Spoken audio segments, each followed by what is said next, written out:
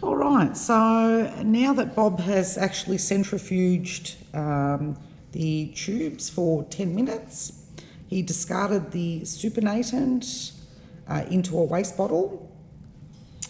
And now what we've got left behind is just the DNA, genomic DNA, which is precipitated out of solution because the isopropanol interferes or breaks down the hydrogen bonds between the two double-stranded DNA. And so what happens is they precipitate. After we centrifuge, the precipitated DNA now is actually on the side of this Eppendorf tube or microcentrifuge tube.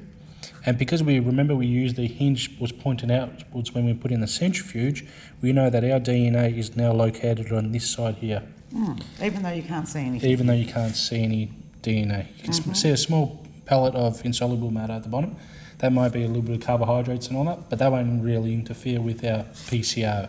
Because this DNA that we extract using using the Shorty method is actually quite dirty, but it's adequate, or it's good enough for PCR amplification later on.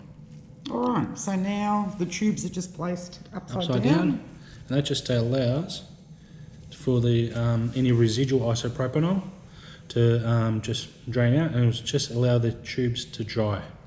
And we leave this for 30 minutes, I believe it is. Yep.